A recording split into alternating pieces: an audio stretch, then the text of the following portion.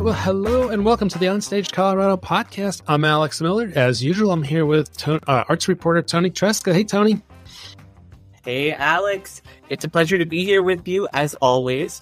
But today, we are not alone, dear listeners. No. We are joined by the Colorado Theater Guild president, local theater's co-artistic director, and actor-director extraordinaire, and friend of the podcast, Betty Hart, who's joining us this week as guest host. How's it going, everybody? Betty? Oh, it's well. It's summer. It's beautiful. And I'm really delighted to be with you all. Thank you. We are delighted to have you. Absolutely. Yeah. And Betty's one of our few guests that comes on prepared with a decent headset. And she's even got a green screen, but which can't, this will be audio only. So, but yeah. So as Toni said, in addition to be the president of the Colorado Theater Guild, she's also a co-artist director at local theater, also a very active director and actor on stages around Colorado, a voiceover artist, facilitator, and and also in her spare time, she's the manager of the experiential learning team for arts integrated resources at Kaiser Permanente, right? That is not true anymore. So that is no longer true. I am a part of the National Educational Theater for Kaiser Permanente now. Okay. And I don't have to manage. It's beautiful. So I'm a lead, but I don't have to manage. So yeah, that's happened in the last 2 years.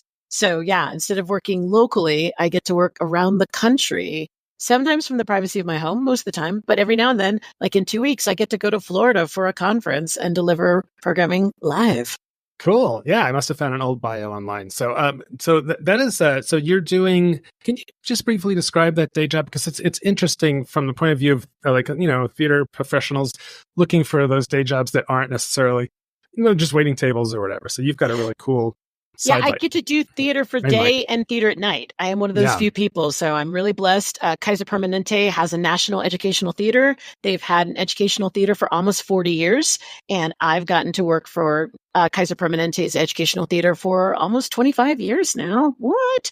Dang. And I get to work on this amazing team, and the team that we're working on now, we do resilience work. So we build and deliver workshops on resilience using theater and facilitation to help people change the dynamic of their work environments. Wow, interesting. All right.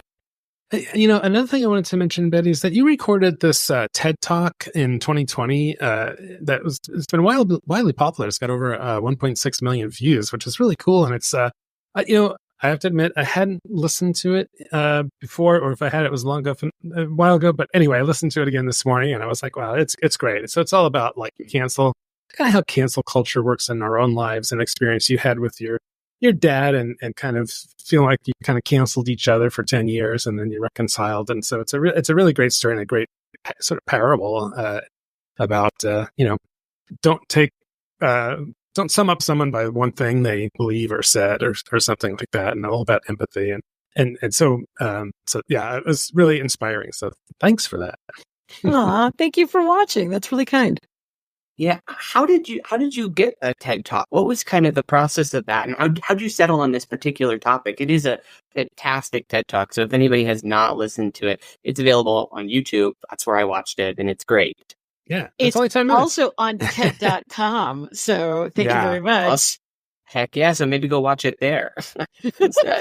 So I had been asked to do a TED Talk by a couple of people, and I always said no. I always wanted to do one. I always thought there would be one in me someday, but I didn't know when.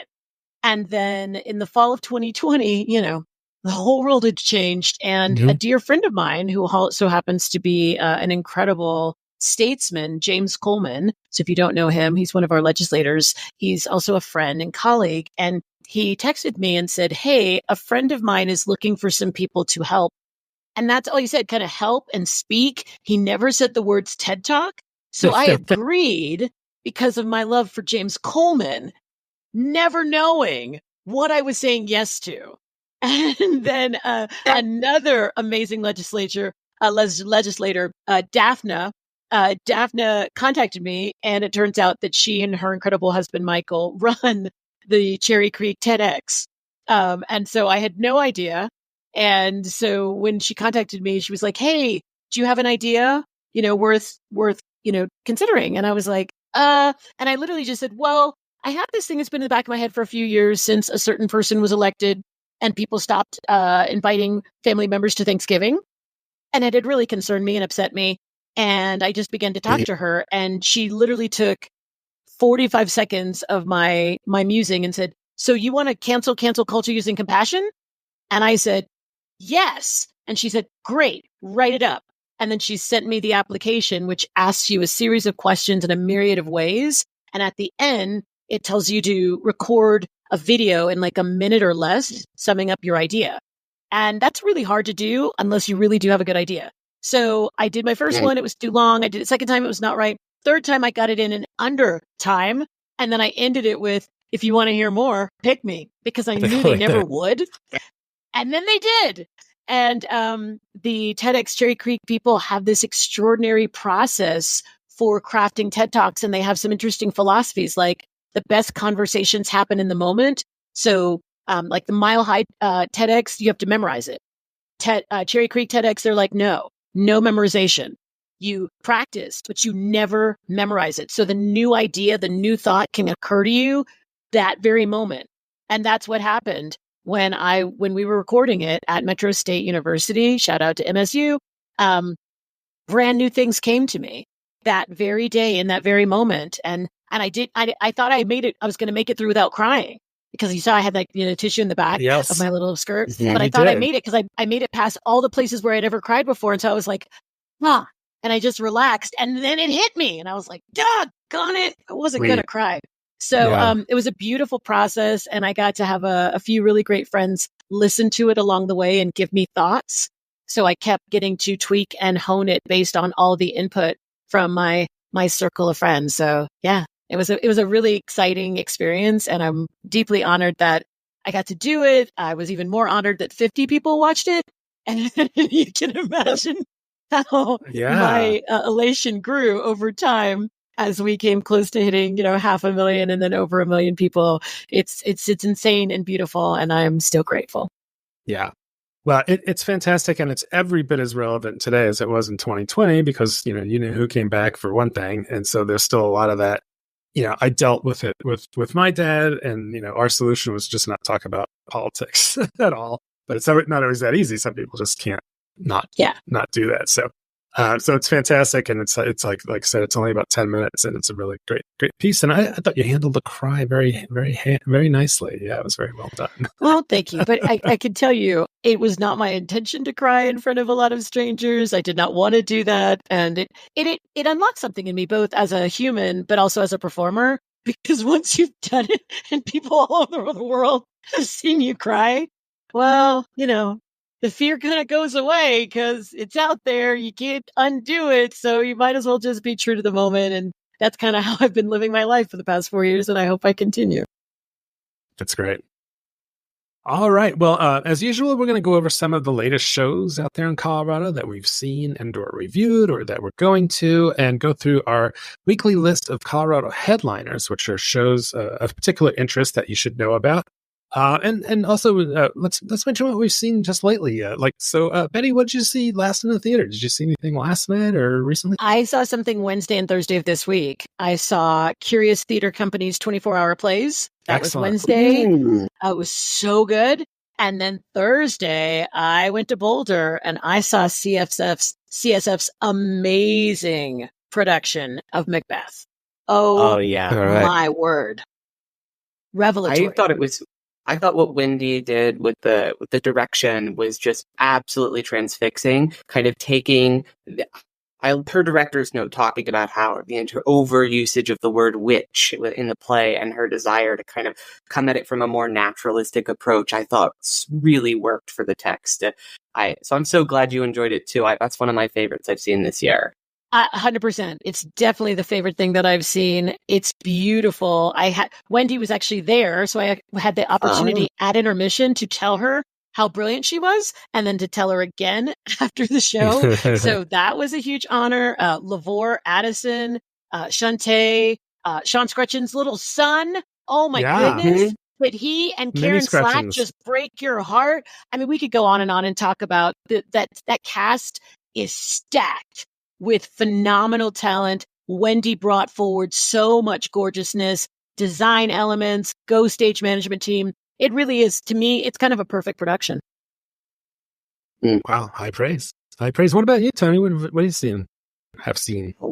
So the last few things that I've seen in theaters have actually been comedy. I've been on a little bit of a comedy kick lately. So this Thursday, I was over at Comedy Works South. I was seeing Marcelo Hernandez, who is a stand-up comedian. He's also on SNL, and he was really fun. He had brought out like pages of notes, and so I was like, oh my gosh, is he going to be like reading off of this? What's happening here? We getting fresh from the cuff? And yeah, that's pretty much what we got. He performed for about 2 hours, and Nice. he was clearly just like riffing with the crowd. So that was super fun.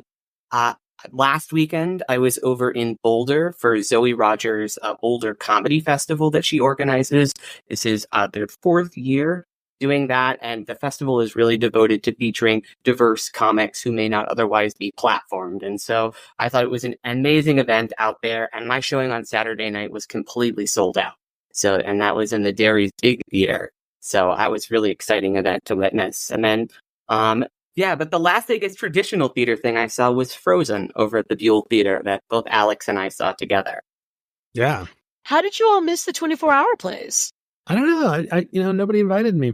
What are you talking about? It was Curious's big fundraiser. It's the first time they've ever done that. It's really fantastic. If you don't know the format, you literally have 24 hours from the time that the play is written to the time that it's performed and completed. So playwrights stay up half the night and they write, and then directors and actors take it on, and then they completely have to figure out the blocking, everything, the characters, and then they perform it that night with set elements and with design elements for a live audience. And adding to the mix, they had David Nels as the musical interludes in between each piece. So he sang a song at the top of Act 1, the top of Act 2, and after each song, he created a brand new improvised song that captured what happened in the play that we just saw.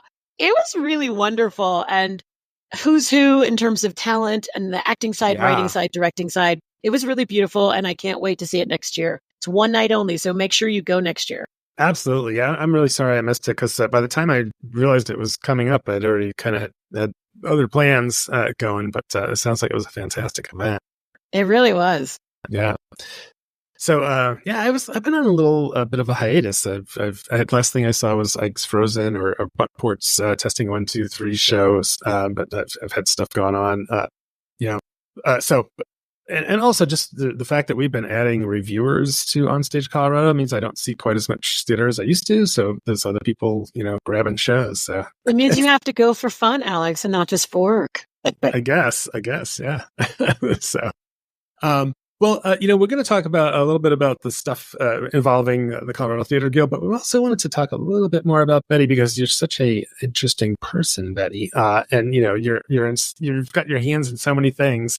And so, you recently appeared in Impossible Things with the Catamounts, which Tony and I just both thought was fantastic. It was really a really memorable, immersive piece of theater in a really special place there in the Outdoor Art Museum next to Fiddler's Green. So, and you played the Red Queen, which, I think you should wear that rig to board meetings. I hope you hung on to it, because you really projected a lot of power with that. So, what was that experience like?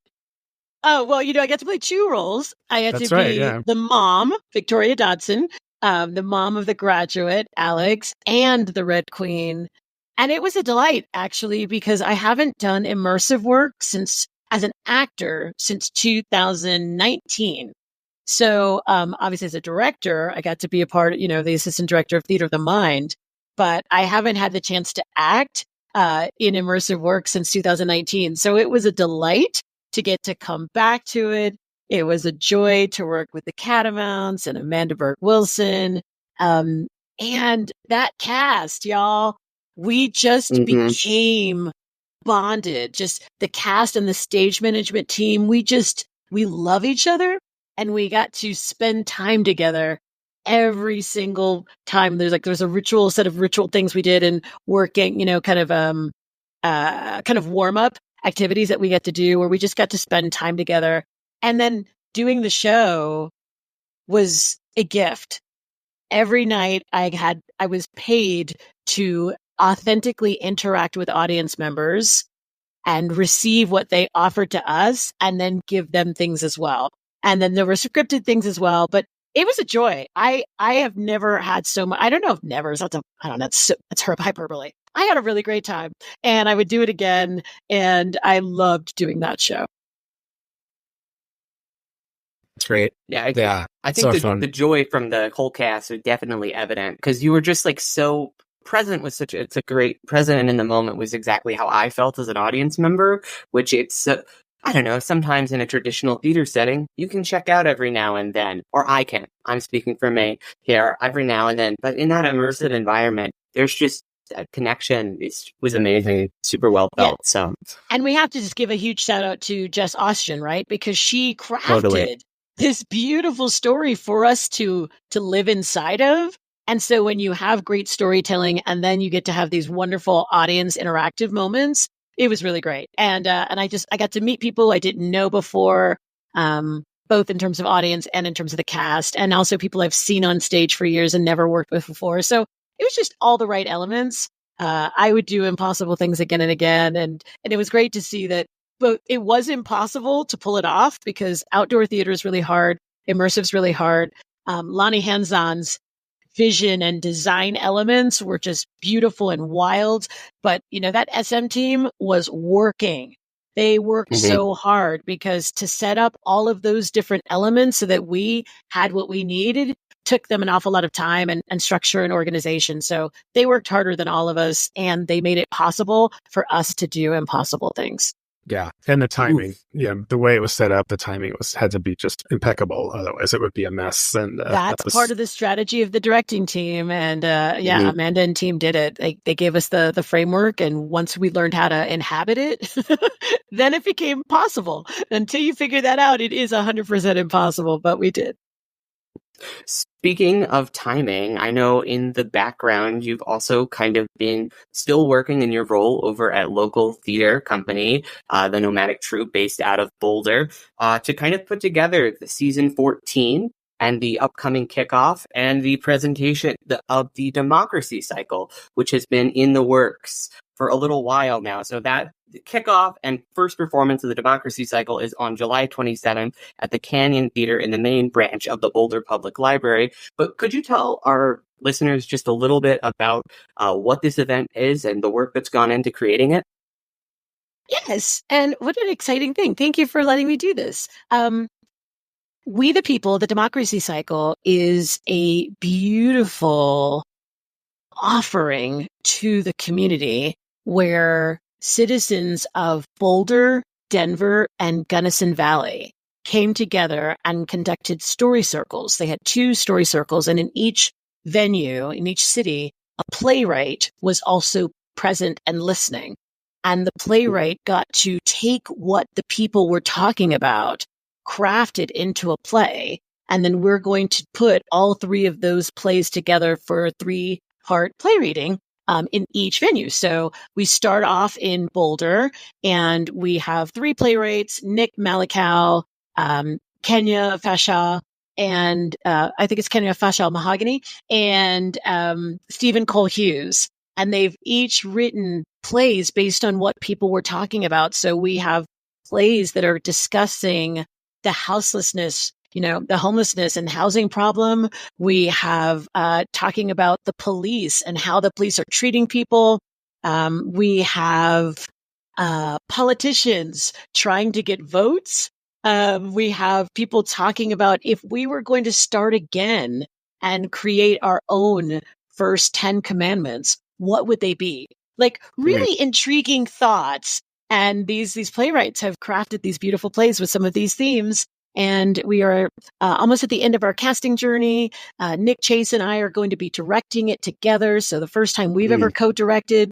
And we're going to take those plays starting off in Boulder. Then we're going to go to Gunnison, and then we'll end our journey in Denver at Curious Theater Company. So a 3-way collaboration between Curious Theater Company, local theater company, and the Gunnison Valley Theater District. And it was a beautiful, it's made in part because of Redline.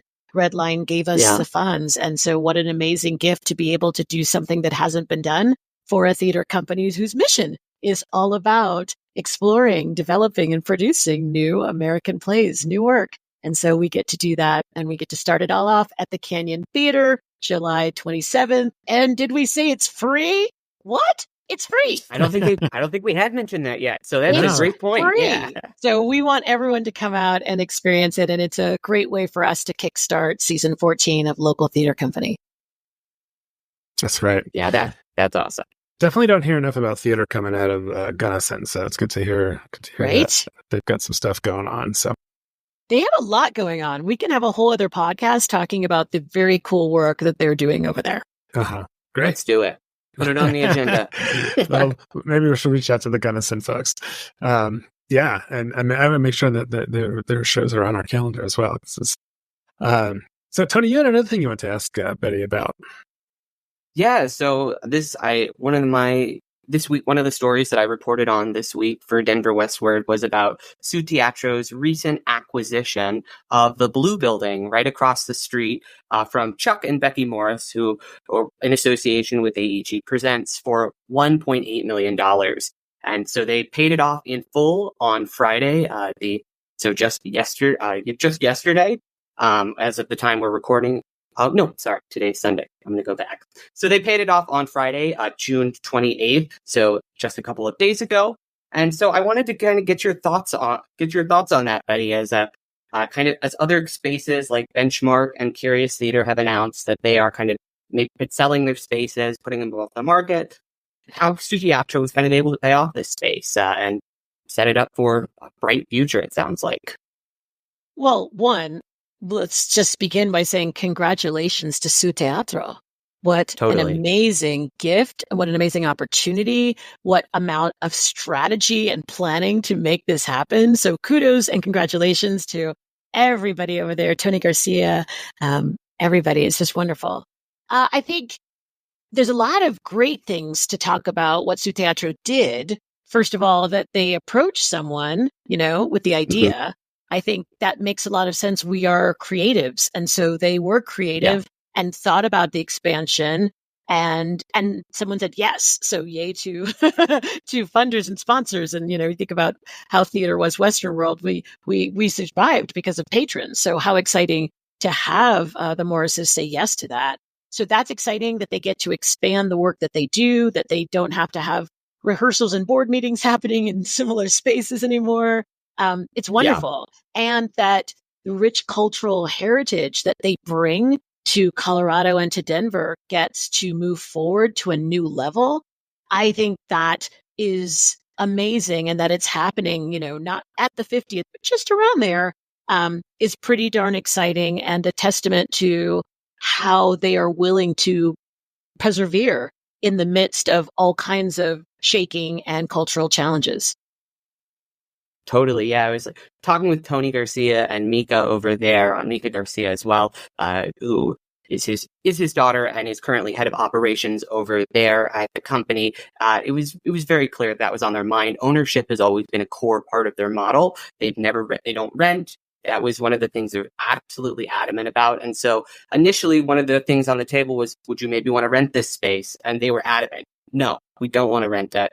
We only want to own that space. And so through the Morrises, the real estate agent who helped make that possible, and Colorado Creative Industries, Bonfield Stanton Foundation, and Colorado Health Foundation, they were able to put up the $1.8 million so that they're not going into debt over this, and they will own it outright. And this is a pretty new building. They just built this building about 10 years ago, so 2014. So it's a very new building that they're moving into, which is also very exciting. It's amazing. And I think I don't know if they said this, but I would think, based on the information that I've been able to learn from so many of our Latinx community, Colorado hasn't been kind.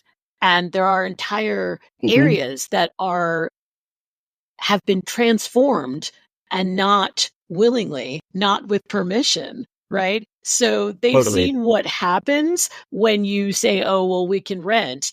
People can come back and they can take what was yours. But when you choose to own it, you get to put that stake in the ground, literally, and metaphorically, and say, this is ours, and all that we're pouring into this community and all of the people that we're bringing to this community, will always be able to grow instead of we're growing this market and audience, as so often happens. Artists come in, transform the area, people come, and then business moves the artist out.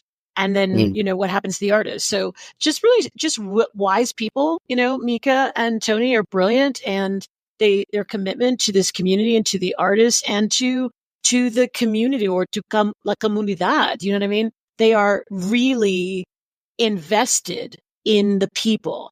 And I think it's very exciting, and I'm delighted, and I can't wait to get to see all the things that they're doing. That's great. Great. And it's a good segue to our mailbag section, which occasionally we get some mail. So this is a little bit related in terms of space. So Madge Montgomery with Theater Company of Lafayette emailed us just the other day after our last episode of the podcast talking about disappearing theaters. And she wrote to let us know that the Theater Company of Lafayette is also losing their space at the end of 2024. And it doesn't sound like it might not be permanent. It says the city of Lafayette owns the Arapahoe Center, which was formerly the Mary Miller Theater, and it's been their home since '96. And they've decided to do a major renovation, so they'll be out of there for a year, maybe two. And Madge wrote, "We have secured some performance spaces for 2025, so TCL will still be producing plays in Boulder County. But the loss of our venue definitely makes things much more challenging, just as we're rebounding from the effects of the pandemic." So. And she said, "Thanks for all we do to support theater in Colorado, and hope we can join their next show, The Vagina Monologues, which opens on July 19th. And so, thanks for writing. Madge, was really sorry to hear about the loss of your space, and hopefully it is only temporary. But yeah, our correspondent, Eric Fitzgerald, will be at your production of The Vagina Monologues. So looking forward to have that review on our website. So with that, Betty, we can segue to kind of our main topic. We want to talk about, your role as the head of the president of Colorado Theater Guild, and talk a little bit about the Henry Awards, which is sort of the signature program for CTG. So, it's always an interesting time for you. I know that's you're well aware of. So, you want to kick it off, Toni? Yeah. So since we were going to be discussing the Colorado Theater Guild, we thought who better than to talk about the nonprofit theater advocacy organization than its current president. So while I'm sure many of our listeners are quite familiar with the group, could you give us a quick rundown on the Colorado Theater Guild and what kind of compelled you to get involved, Betty, first as a board member with the organization, and then since 2022, its president? Well, you've just asked a huge series of questions, Toni, because... Yeah, I know. Just a little. I figured I'd give you a softball to start. Okay, well, I'll begin. The Colorado Theater Guild is the theater service organization for the entire state. The rest of the country, there are theater organizations that focus on a metropolitan area.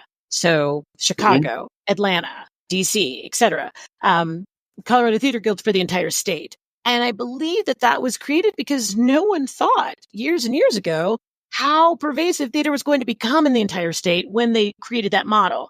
But here we are. And so our job is to help advocate for theater throughout the state. And actually, I had the opportunity to go last year to DC with some incredible people from CBCA and West Staff to help urge our congressional leaders to give us a little more money, because we don't have an awful lot of funding in terms of the arts, nationwide. We are in the bottom. It's really sad. We're in the top in terms of audiences attending. We're in the bottom in terms of federal funding. So the Colorado Theater Guild gets to help do that. We get to help undergird theaters. And so all the theaters that choose to be members get to help support us being able to provide our website, where so many auditions are posted and job offers are happening, and people come from other cities and other communities and other states and, quickly advertise here and get our performers jobs, which is wonderful. So that's some of the things that we do. We also offer really insightful workshop opportunities.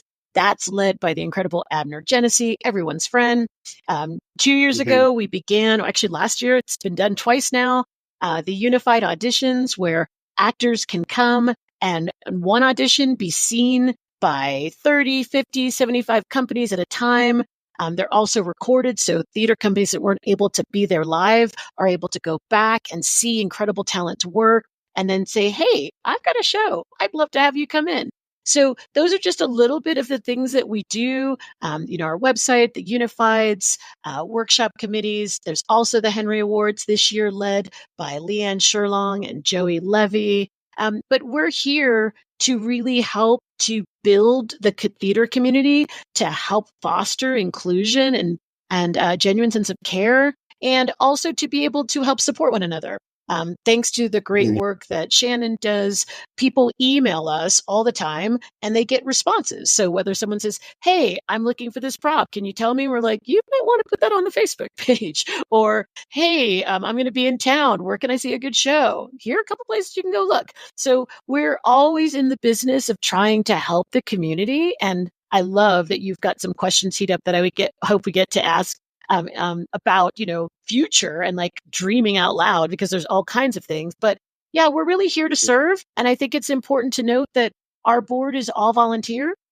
And these are all individuals who are incredibly busy, incredibly talented, but deeply love the Colorado theater community and give time and energy for free because we want to be a part of solutions and not just part of problems. A lot of people think that theater's at a crisis or an inflection point, not just in Colorado, but in a lot of places, with falling audience numbers and, with theaters closing. And so I want to ask, what do you see as the role for CTG in addressing the situation, with, as you say, the limited resources that you have? What can you help theaters get through this? Well, first, I'll just say, theater's not dying. And if you go back every 10 to 20 years, you will see a series of articles where people say that theater is going to die. And yet here we are. So I want to just first say that theater's not dying. People will always want to have stories told to them. And there will always be people who want to have their heartbeats sync up with others and do it in a live space. A difference in 2024 is that now you can have stories told to you in so many different ways, and you can literally have those stories told to you 24 hours a day from the comfort of your home. That certainly has never existed in any way quite the way it is now. But that doesn't mean that something powerful doesn't happen when we congregate together to have stories told to us live. So that appetite isn't going anywhere. Costs are affecting an awful lot of people going, and certainly the fear that came realistically and in a real way of breathing in air with someone could have killed you, right? At one point. And that fear was very real, and we dealt with it as a nation, and that's a whole other conversation. But we can get together, and we can get together safely. And there is nothing like the power of live performance. And we see that with concerts. We see it with theater as well. So what does CTG get to do? We get to help. You just talked about Lafayette. Individual theaters can't do everything on their own. So we get to help marshal things together. Many theater goers and many theater producers often said, we have shows, we don't always get to see all the people we want to see. There are artists who work in one region who we don't know about because they only work in that region. The Unifieds was a solution to that. By getting to have actors come together, actors came from around the state and they got hired because they're good. And so people want to work with them. So now a director doesn't have to know everyone. It doesn't have to be like the small town world that we were once upon a time. It's big. It's a big community. There's an awful lot of people, and there's a lot of people who moved here from other cities, other regions, and they're here now. And so it introduced them to our community and our community to them. So that's an example of how we do that. Being able to share information all the time. Directors are writing and saying, hey, I need to find such and such. And we will send out emails to people and say, hey, you all, such and such is looking for so-and-so. Can you give recommendations? So it's about pulling us together and unifying us is the number one thing that we do. The website is certainly a huge help and add so that people can advertise their theaters. Before OnStage Colorado, shout out to y'all, there was us. And so we now have 2 different websites that are there helping people to see about shows. So there are lots of different ways that we help. And then there are things that we will be able to do in the future as we continue to move towards certain goals. Yeah, I'm going to come back to that future-oriented question, but First, I'm kind of interested in digging in a little bit deeper. You mentioned it's an all-volunteer organization to kind of keep the Colorado Theater Guild running. So what does that kind of take to remain operational year-round? What goes on behind the scenes? I love that. So once a month, we have our board meeting that happens the second Saturday of every month. We meet for 90 minutes to 2 hours. And then we always have an agenda. The agenda is chock full of information. And one of the ways that we're able to maximize our time is by reading that information in advance. And so the meeting time is really designed for problem solving, to actually address things. So we're not there to read together. We can do that separately, but we come together to really grapple with what's happening in our community and what are ways that we can intervene and help and support, and what are ways that we can't, but we can go behind the scenes. Like when Curious Theater began to go through their financial challenges, we were certainly talking about it and encouraging people in our own circles to be able to help support. Same thing with Cherry Creek Theater. There's a lot of things that we do that we don't do publicly because it's not about attention and notoriety. It's about support, right? It's kind of like when you ask someone to help you move.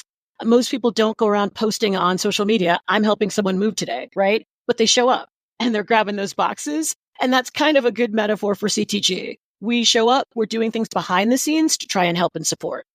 So we have all of these different things. Advocacy is a huge thing. Shout out to Leah Kozach, our vice president. They are the chair of the advocacy committee, and they are doing incredible work and partnering with others like Greener Theater Colorado. So those are all the kinds of things that we do to help and support. And one of the things that I think I really appreciate about our board is that they are thoughtful and they ask really great questions. We have a team of people who have really big hearts. And when a crisis happens, often one of us will want to come in and say, well, hey, can we rush in and do? And they'll ask thoughtful questions like, if this happens to 10 companies, can you do it? If the answer is no, then you have to be consistent, right? You can't do for one what you aren't willing to do for all. So there's a lot of challenge in the fact that we're such a big state and there's so many challenges. So we have to both temper our own desire to help and support with the ability of how can we help to marshal others so that we can still get it done, but without burning out this beautiful board. That's great. Hey, can you mention like a couple of things that that CTG has sort of started or enacted in the last couple of years since you've been kind of active? Yes, I already talked about the Unifieds. That just came about last year. Something that we've not done a great job of communicating that we actually created last year, and we're going to do a better job moving forward to help people know about, is a thing called the directory. And the directory is something that we created where any individual artist can place their artistry, kind of like having like a little web page, if you will, advertising what it is that they do. So, Alex, let's say you were looking for a scenic painter, but you didn't know who to ask. A scenic painter could be on there and they can write down all the different things that they have, that they do. They can give some PDFs of examples of their work, shout out their website if they have one, and then you'd be able to use a search function and find them. Or if you were looking for a scenic partner, a scenic painter who lived in a particular community, you'd be able to cross-reference them in terms of that. It's a really great thing, but we haven't done a great job of letting people know about it because, as you all know, so many people in this Colorado theater community are multi-hyphenates. So you can be an actor who's also a director, who also, create sets, build sets. So people may know you because you build sets, but they may not know that you also direct. They may not know you do voiceover. So this allows you to get your skill set out there and allow different members of our community to be able to say, oh, well, you're who I want to work with. Oh my gosh, that's amazing. I didn't even know about you. So that's something that we created last fall, but no one knows about it. But my job, and that's why you're here helping me and I'm here helping y'all, is to let people know about it. So the directory, the Unifieds, go ahead. I see you have a question, Toni. Is that a directory available on CTG's website at the moment? It's live? It is live right now. And I don't know if we have and that's a really great question. I don't know if we have a link on our website to the directory. I know we have it. So I'm going to have to double check on that to make sure that people know about it. But yeah, that exists already. Totally. Working with the working with the Colorado Theater Standards is certainly something that we've been doing. We've been helping to promote those. The incredible work that Ramasa did to help theater makers and those who are working behind the scenes to stay safe.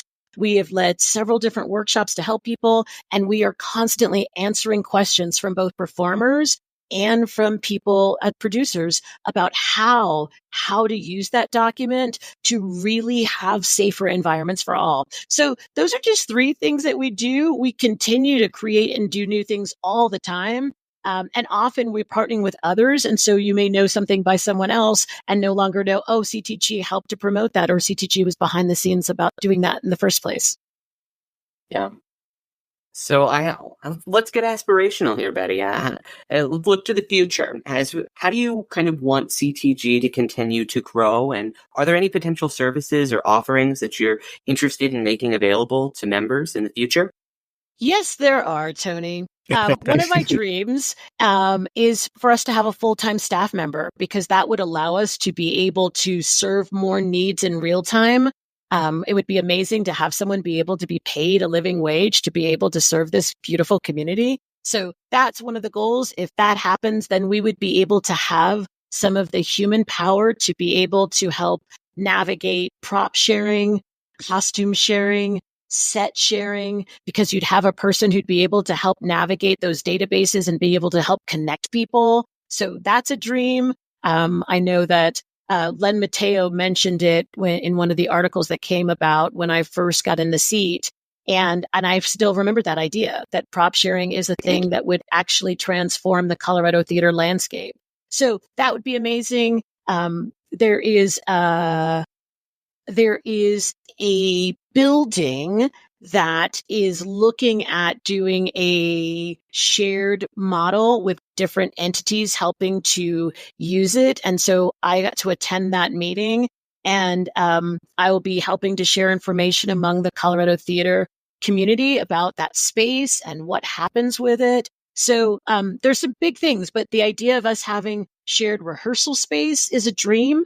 And, I don't need CTG to own it, but if we can help be a part of that coming into being so that our theater community can be able to get affordable rental space, affordable performing space, those are some of the aspirations, and being able to leverage the community and invite the community to be part of those conversations are some of the things that I really am excited about happening in the future. Very cool. That seems like a great use of, a statewide thing to be that clearinghouse or, meeting place for the theater community to find out all kinds of stuff, because there's lots of needs out there. And sometimes it's as simple as like, does anybody have a 1950s bread box, and Exactly. It'd be great to have one place. And if is the directory like a searchable database where you could enter stuff? That's fantastic. So that's a great way to find, because that's another thing, is finding the right people to do the right thing. And I'm sure, if you asked all artistic directors to contribute, let us know after each show, who you used and stuff like that, and just add to that. Yeah. Yeah. And to give those artists an opportunity, because every artist wants to be able to get paid to do what they do. So if there are people who have higher budgets, it allows you to be able to do that work. And that could also help to finance some of the budget that, the lower budget work, because you've gotten paid by some of the others. So yeah, but that's the goal, because we have all these artists doing all this work, but everyone isn't connected. So we want to use the directory as a tool to help people be able to do more of the work that they are so good at and that they love doing. So I guess I wanted to just ask a quick question about maybe the elephant in the room, which is the Henry Awards nominations, which recently came out. It's not a quick question. Last week on the podcast. It's actually not a quick question. I apologize. As you may have known from by now. But we talked about this on the podcast last week, and we discussed the 18-year history of the Henrys, in addition to the rules and some of the nominations, and as always, some of the ever-controversial responses online. So, Betty, as the CTG president, we know you may be taking some heat over the usual why this wasn't nominated or why this one was. So, can you brief our audiences on kind of the basics of how the Henry Awards work? Sure. Theaters get to choose whether or not they want their shows to be considered for the Henrys. There must be 8 performances. And if there are 8 performances and they want to have it considered, they contact our illustrious Barbara Thomas, who is the coordinator of the Henrys. Shout out to Barbara. You're amazing. And I'm saying it publicly. And then she sends out judges, and the judges are made up of theater professionals, theater professors, as well as those who love theater. And they get training and they go out and see shows. They use a rubric that they use every single time to go through each category, so that though there is subjectivity in how we perceive it, the what of it is consistent by the rubric. And then 9 judges will see shows, and then the highest score and the lowest score in each category is tossed out. And that happened just a few years ago to help begin to counter bias, because Alex may always love a certain performer, and so he may give that performer the top score just because she's breathing on stage. And Toni may despise that performer, and that performer is doing the best work of their life, and Toni just can't receive it. Well, both of those scores get tossed, and then the other 7 scores combined are indeed what will end up determining who makes it to that top 5 and who ends up actually getting an award at the Henry Awards ceremony. That's a really interesting system to kind of weed out the biases that exist both in the top and the bottom of any spectrum. Because you get this. I've talked to people who will gush over just a certain performer regardless. And as you mentioned, maybe they have some biases against a designer or a company or something that maybe interferes with how they're kind of able to receive the production, as you said.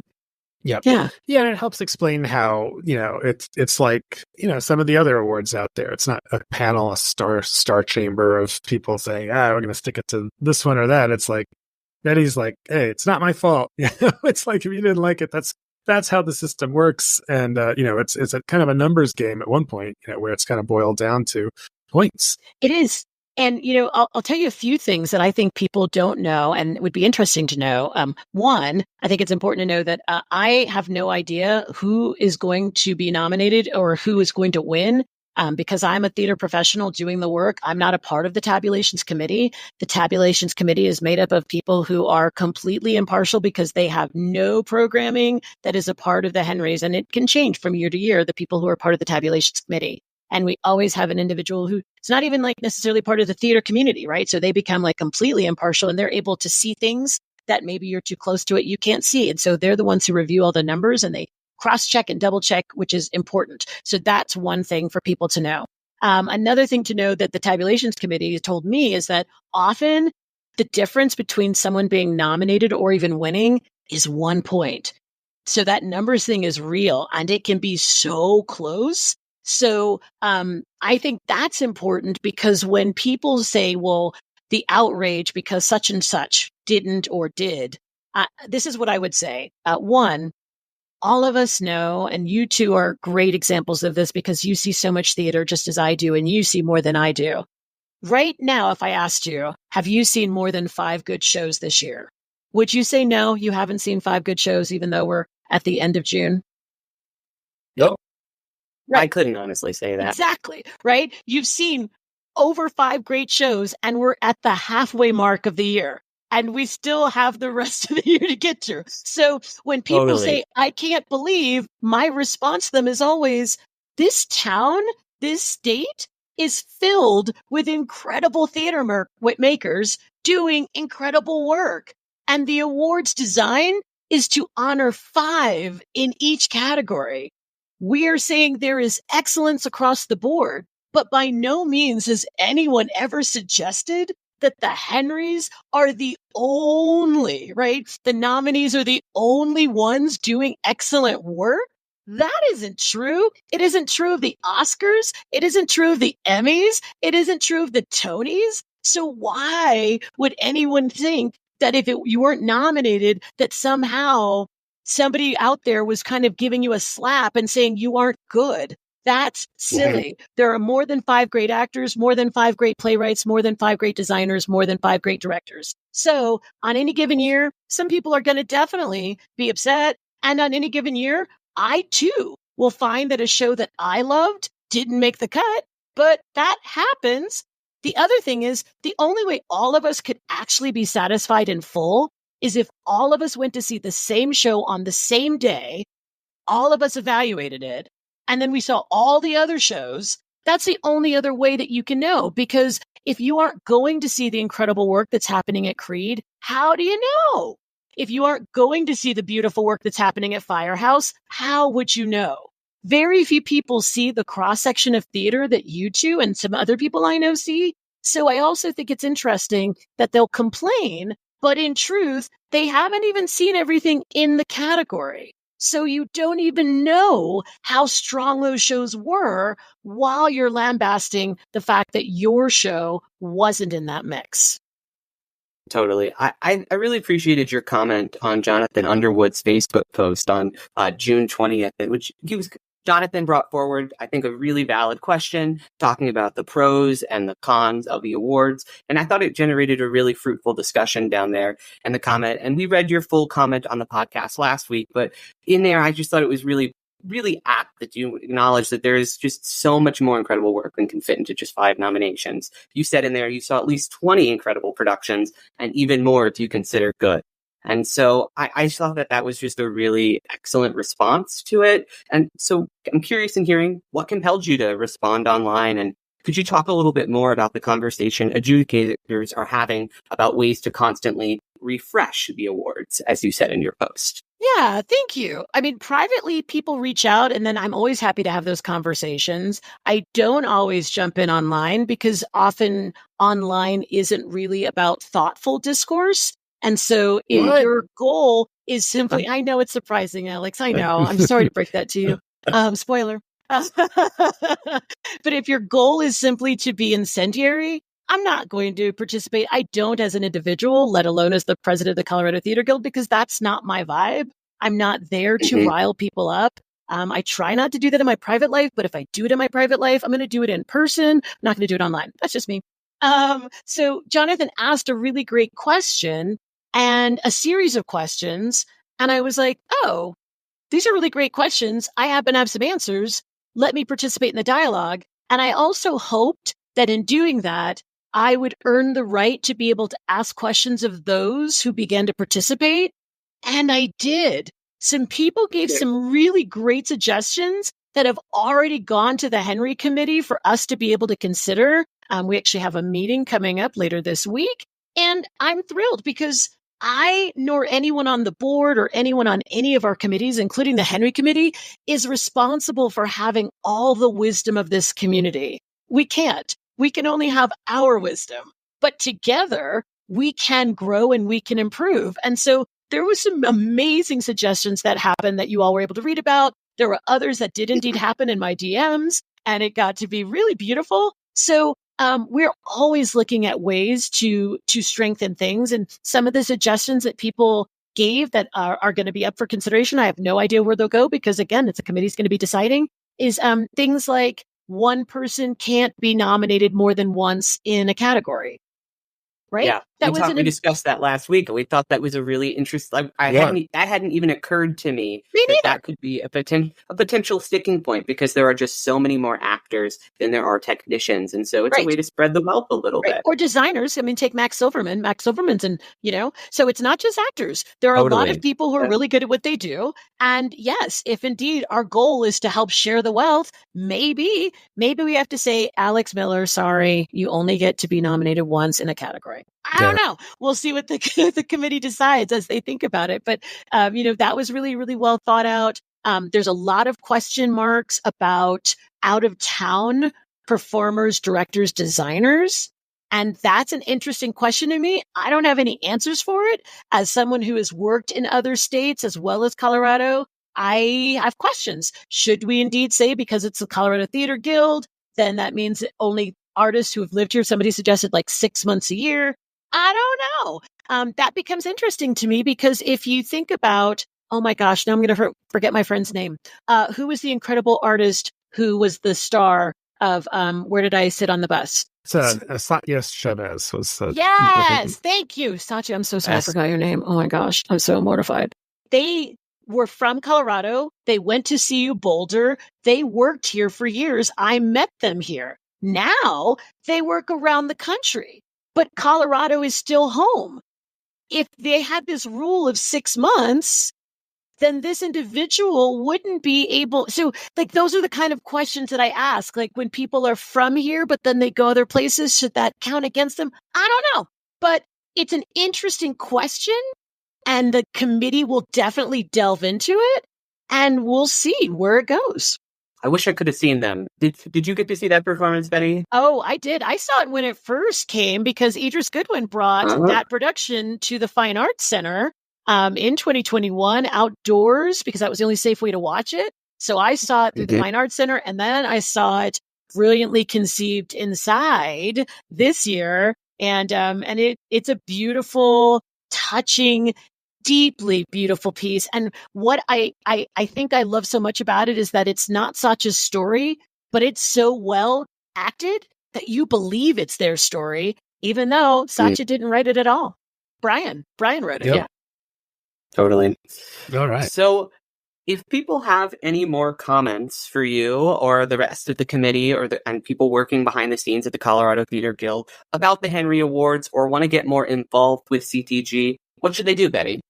What a great question you asked, Tony. There are several different ways people can reach out if they want to communicate with Colorado Theater Guild. One, they can reach out to any of our board members. The list of the board members is on the Colorado Theater Guild website, www.coloradotheaterguild.org. So you can go and talk to any of those individuals. You can reach out to us online.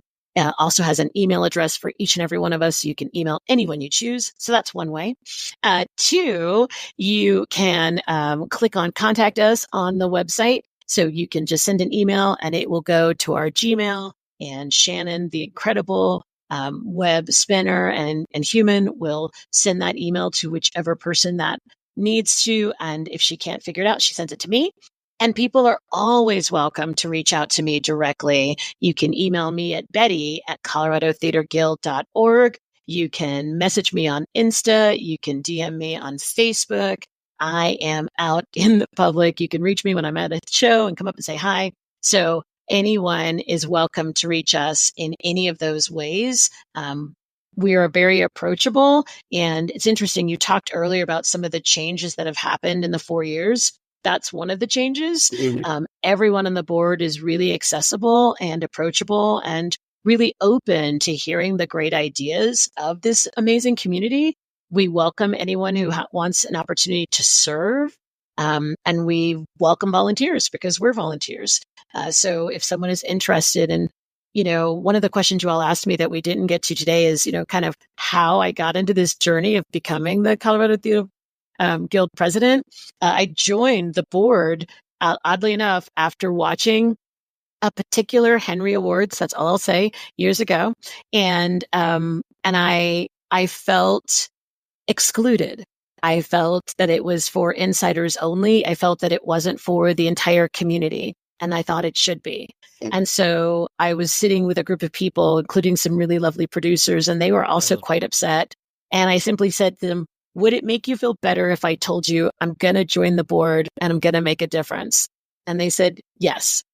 And so I did join the board and joined the Henry Committee, never knowing that I would get the opportunity to direct the Henry Awards alongside Robert Michael Sanders. I didn't know Robert Michael Sanders when I agreed to be a part of these things. But it happened, and we got to do some really beautiful things together. And I have had the great opportunity to work with so many individuals to help us to move closer to being a community that really loves and supports each other, even though, like any family, we also can complain and tear each other down sometimes. Sure. Well, I would also say I'm sure that you're always looking for Henry judges as well. So that would be another way to get involved, especially in areas around the state that are not the metro area. I know it's always been a challenge. Yeah, I'm glad you said that, Alex, because that's an interesting thing that people also don't know. To be a Henry judge, you cannot only see theater in one region. So you can't just see theater in the mountains and go, cool, I'm a judge. No, because then how will you know what excellence is? So if you are in the mountains, you also have to see what's happening in Metro Denver. If you are in Denver, you have to see also what's happening in Southern Colorado. So you actually have to see 3 regions of work 3 of the 4. You have to see the Regents work to be able to be a Henry Judge so that you really do have a stronger, wider lens of all the incredible work that's happening in this great state of ours. Yep. And you'll have to travel a little bit, but you get to see some great theater. You do. It's definitely worth it. There's so much good theater happening all over the state. It's a great excuse to travel. Yep. All right. Well, great. Thanks so much for chatting with us about the Colorado Theater Guild and the Henry Awards, Betty. We're going to take a quick break, but don't go anywhere because when we come back, you're going to help Toni and I discuss the Colorado headliners, shows we're excited about coming up. So hold on, and we'll be right back. OnStage Colorado is supported in part by the Colorado Fine Arts Center at Colorado College. Tickets for their upcoming season are on sale now and include Dial M for Murder, The City Dog and the Prairie Dog, In Her Bones, and The Naked Mole Rat Gets Dressed. More at fac.colorado.college.edu. Support also comes from the Boulder Ensemble Theater Company, Betsy, whose upcoming season starts in July and includes Grounded, Enemy of the People, The Ballad of Paula Aguilar, Little Women, Hope and Gravity, and The White Chip.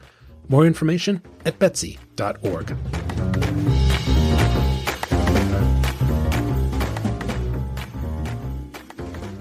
All right, we're back. Toni Tresca and I are joined this week by Betty Hart, who's definitely in the lead as far as repeat guests go on the OnStage Colorado podcast. This is at least your third time, maybe your fourth. I don't know. So, Betty, we've been doing this Colorado headliners thing where we conjure up a list of the top 10 or so shows we're excited about seeing, or sometimes there are events like a new play festival coming up or things like that. So we asked you to prepare ahead of time so hopefully we're not just coming out of the blue. So would you like to kick us off with a few of your own things that you're excited about coming up? I am happy to do that. You told me to keep it at 3, so note that there are more great things, but here are my 3 shows that I hope to make as part of your top 10 Colorado headliners. Number 1, Phamaly Theater Company's A Chorus Line. I am so excited about this show and what they're doing. I can't wait. They have 4 or 5 choreographers. It's going to be beautiful. I cannot wait to see that show in this lens. Miners Alley's School of Rock.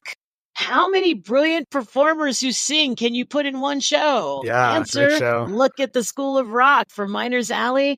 And then the third show that I'm really excited about that is playing right now, it just opened this week, is Firehouse's Othello. I am really intrigued about seeing Shakespeare in such a beautiful, intimate space like the John Hand. So shout out to Andrew Uhlenhaupt for directing it and, of course, putting his beautiful wife in there. But yeah, I am really excited about those 3. Yeah, we were talking about that last week, and the idea of seeing Kelly Uhlenhaupt play Iago is quite interesting. Please. Yes, please. All right, Betty, thanks. So, I had a couple. Toni and I will kind of hand off ones, but my first one was Alice in Wonderland, which is at Arts in the Open. This is a summer program. It comes every year, which you shouldn't miss if you get a chance. So Arts in the Open is that you kind of go on a hike and see some theater along the way. It takes place in and around Chautauqua Park in Boulder, and the show runs July 6th through the 14th. Cool. My first headliner this week is also in Boulder, so maybe you could make a little bit of a double feature of it. It's in concert, Sondheim and Schoenberg. It's at the Spark in Boulder. It's a new space that opened in 2019. They're dedicated to trying to solve the lack of affordable, accessible performance spaces in Boulder. I had a great conversation with the owner over there for Boulder Weekly a couple weeks ago, and their current show is a 2-act concert performance featuring musical selections from Sondheim's Into the Woods, followed by Schoenberg's Les Miserables. It opened June 27th, and it's running through July 7th. So I definitely recommend you go out and check out that space and that show. Sounds great. Heading up into the hills, if you're in Breckenridge, you can see Cabaret at the Backstage Theater through August 11th.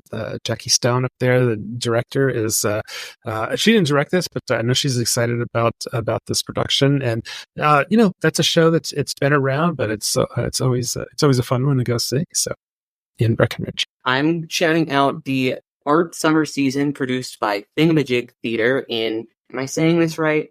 Pagosa Springs? Pagosa Springs. Pagosa Springs. Uh-huh. Okay. It's about... Did you say Pagosa?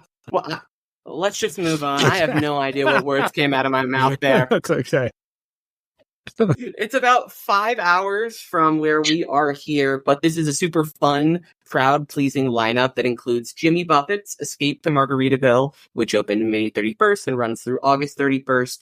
Beautiful, the Carole King musical, which runs June 14th. Opened June 14th and runs through August 30th.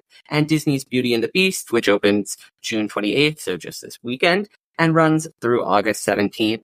And a one-night-only original Broadway gala on July 31st. So it's head down there. I clearly have not ever been there since I butchered the name so bad. But a beautiful part of the state. And I haven't been there. I'd love to get down and see a Thingamajig show. So I wanted to mention this show. So Rise Comedy in Denver does tons of shows, but this one's kind of stuck out to me, so I thought I'd call it out. The Matriarchy Presents. So this is on July 6th, and it's the funniest parents / comedians in Colorado. So, get to hear some parent humor. Later the same night, they also have the Comedy Queens, which is a drag comedy experience. And just a shout out to Rise Comedy. That's always doing always a big lineup of stuff. And I'd also note that we've been trying to add more comedy events to our calendar as well. So most of Rise events are on the OnStage Colorado calendar. So you can find it all there, and of course on their own website. Yeah. My next headliner is also a comedy pick that you can check out. It's by Troy Walker, who is a local comedian who now writes for Jimmy Kimmel. He's recording a comedy special at Comedy Works downtown. And while he's now out in Los Angeles, he's originally here from Denver, where he's won Comedy Works New Faces twice.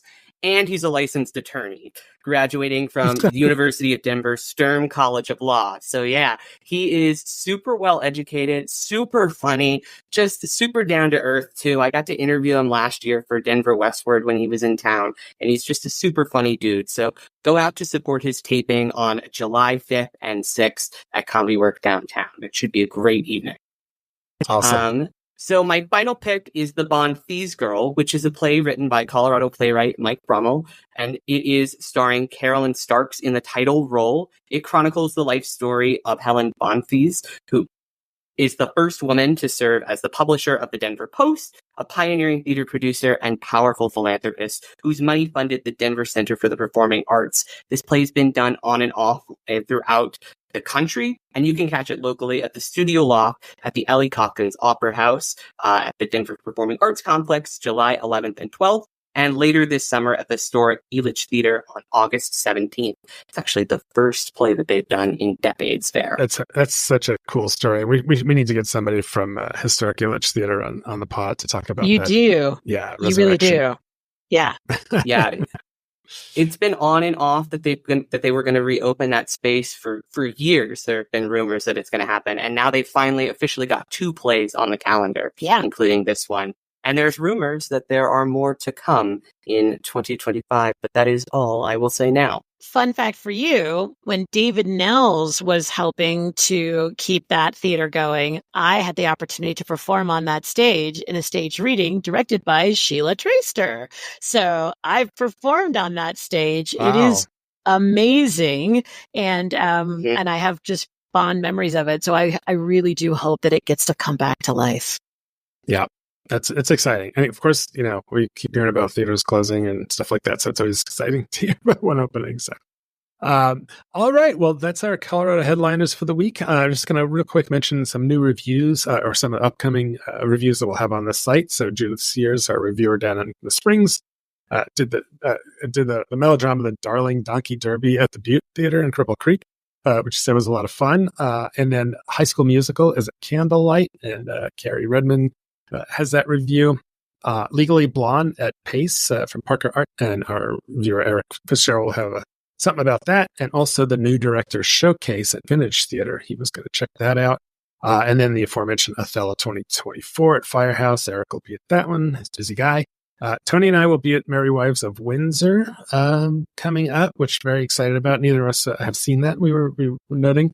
And actually, our reviewer Alice Caterlin is going to review that one And then Toni and I are going to take a road trip up to Bailey to see Greater Tuna at the Bailey Theater, which is I think it's around 5 years that they've been up there, and we haven't been up there either of us. So we decided we're going to go check out Bailey's production of Greater Tuna, which is a fun show that's been around for a while, but always very funny to see. So, that's it for this week's episode. Thanks so much, Betty, for joining us on the podcast. Any parting thoughts that you want to leave us with? Wow, parting thoughts. Like, okay. Go to theater, damn it. Something like that. I mean, there's that, right? Here's what I'll say.